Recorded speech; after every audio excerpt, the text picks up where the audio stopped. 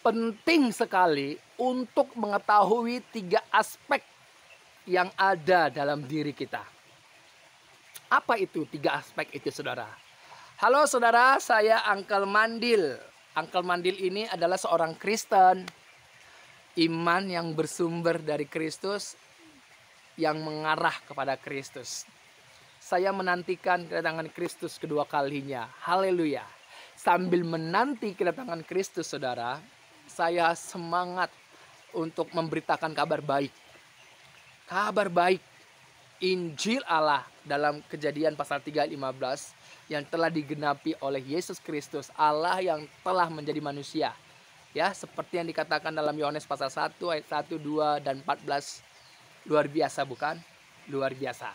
1 Korintus 15 ayat 19 sampai 22.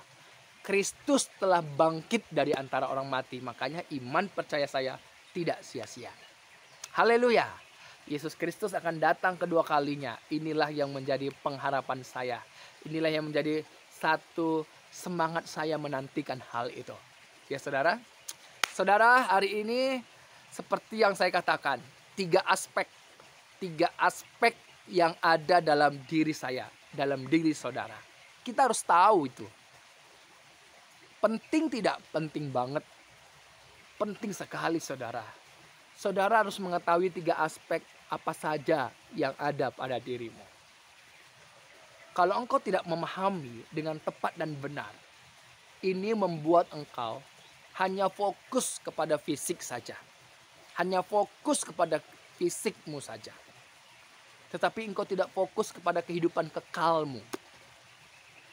Makanya sebagai orang Kristen, sangat disayangkan kalau saudara tidak memahami 3 aspek ini. Ya, dan saya mengajak saudara semuanya, dimanapun saudara berada, ayo pahami 3 aspek dalam dirimu. Apa saja itu? Yang pertama, kita akan lihat saudara, kita akan lihat 3 aspek ini. Sebelum kita lihat 3 aspek, kita akan kembali dalam Kejadian pasal 2 ayat yang ke-7. Coba, apa yang dikatakan di sana? Saya akan bacakan dalam Alkitab saya yang dikeluarkan oleh Lembaga Alkitab Indonesia. Ya, Kejadian pasal 2 ayat yang ke-7. Di sana dikatakan, ketika itulah Tuhan Allah membentuk manusia itu dari debu tanah dan mengembuskan napas hidup ke dalam hidungnya. Demikianlah manusia itu menjadi makhluk yang hidup. Jadi, di sini kalau kita lihat, ketika itulah Tuhan Allah membentuk manusia itu dari debu tanah. Jadi manusia itu dibentuk. Dibentuk dari mana? Debu tanah. Debu tanah ini bahasa aslinya yaitu dikatakan afar ha adamah. Afar itu debu, ha itu adamah tanah. Jadi afar ha adamah itu artinya adalah debu tanah itu. Dari situlah Tuhan Allah membentuk manusia itu. Manusia pertama dibentuk dari debu tanah.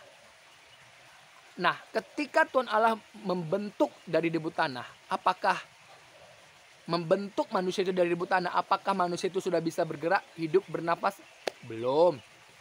Apanya yang dibentuk dari debu tanah, saudara? Fisik.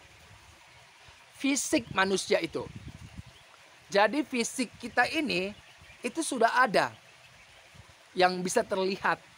Ada beberapa panca indera, ada beberapa organ tubuh. Ya, jadi saudara bisa lihat fisik kita ini mulai dari tulang, ya, lemak, kerangka, semuanya, daging, kulit, itu fisik. Ini dari debu tanah, saudara. Manusia pertama. Asalnya kita semua adalah dari sana, debu tanah. Inilah yang dibentuk oleh Tuhan Allah pada waktu itu, pada manusia pertama. Dan belum menjadi makhluk yang hidup. Kapan menjadi makhluk yang hidup, saudara? Ketika Tuhan Allah mengembuskan napas hidup. Jadi napas hidup ini dalam teks aslinya dituliskan nismat kayim. Nismat kayim. Bisa roh, bisa angin, bisa nafas. Jadi tergantung konteksnya.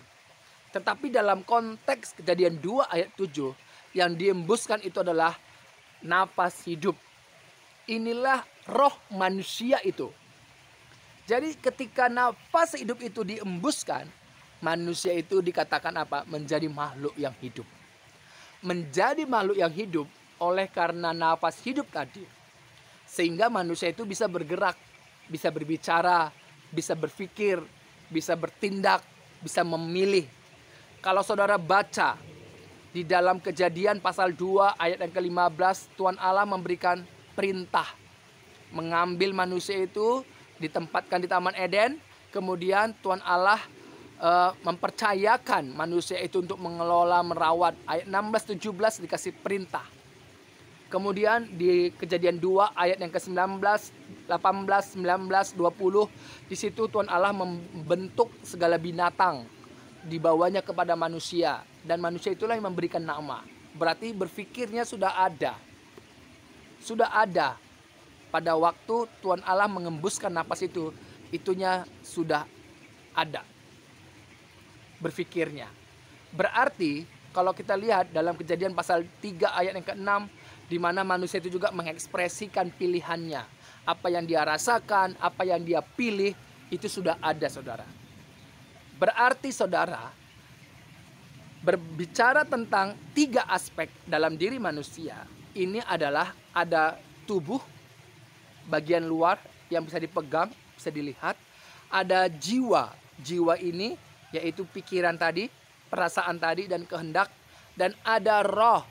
Roh yang diembuskan oleh Tuhan Allah tadi, itu secara otomatis, itu jiwanya juga ada.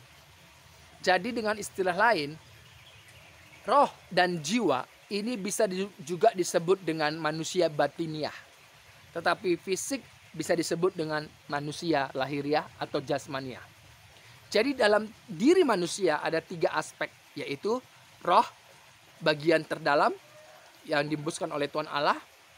Kemudian ada jiwa, ada pikiran, perasaan, dan kehendak. Dan ada tubuh, ada 3. Atau dengan kata lain, roh dan jiwa itu adalah disebut manusia batiniah yang gak terlihat, tapi bisa dibedakan. Kemudian ada tubuh yang bisa terlihat atau manusia jasmania atau lahiriah. Coba saudara buka di dalam 1 Tesalonika 5 ayat yang ke-23. Saya akan bacakan. Semoga Allah damai sejahtera menguduskan kamu seluruhnya. Dan semoga roh, jiwa, dan tubuhmu terpelihara sempurna dengan tak bercacat pada kedatangan Yesus Kristus Tuhan kita. Jadi Rasul Paulus ini menegaskan, menekankan kepada orang-orang yang ada, jemaat yang ada di Tesalonika, bahwa biarlah kita dikuduskan secara penuh, baik itu rohmu, jiwamu, tubuhmu. Ya, ketika kedatangan Kristus Tuhan kita itu, kita nggak bercacat. Jadi di sini Rasul Paulus menghimbau bahwa roh kita, jiwa kita, tubuh kita, biarlah sepenuhnya kita untuk kemuliaan bagi Tuhan kita, Yesus Kristus. Itu saudara. Jadi dalam diri kita ada tubuh, jiwa, dan roh. Atau manusia batiniah dan manusia lahiriah atau jasmaniah. Ya. Ini saudaraku, dalam Ayub pasal 12 ayat yang ke-10. Dalam Perjanjian Lama juga membicarakan tentang 3 aspek ini, yaitu roh, jiwa, dan tubuh. Ayub pasal 12 ayat 10 dikatakan di sana bahwa di dalam tangannya terletak, nyanyi ini adalah Tuhan Allah.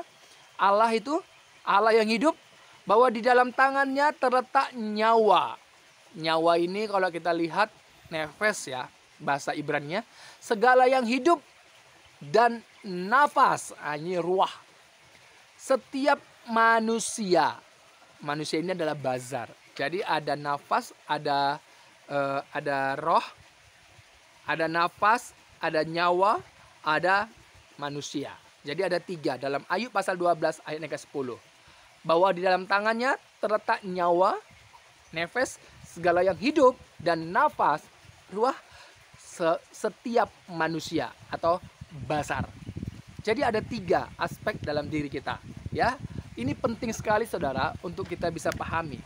Kalau saudara tidak memahami ini, saudara hanya fokus kepada hal-hal yang fisik. Padahal fisik ini tidak akan bisa hidup kalau bukan roh yang diembuskan, yang diberi oleh Tuhan Allah. Luar biasa saudara. Luar biasa. Jadi roh manusia itu, nafas hidup itu yang menghidupkan tubuh ini. Makanya dikatakan dalam Yakobus 2 ayat 26, seperti tubuh tanpa roh adalah mati. Jadi mati itu rohnya keluar atau jiwanya keluar dari tubuhnya. Dan jiwanya kemana? Jiwanya sudah saya bahas dalam video-video sebelumnya. Orang yang tidak percaya Tuhan Yesus Kristus ada di alam maut atau di dunia orang mati atau Sheol, atau juga di Hades. Kemudian di orang-orang yang dalam Kristus Yesus ada di Firdaus atau di pangkuan Abraham.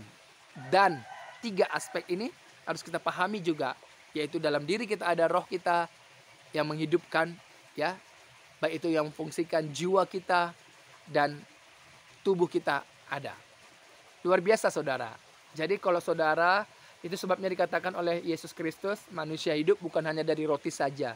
Roti bagi fisik, tetapi manusia hidup melainkan dari setiap firman yang keluar dari mulut Allah.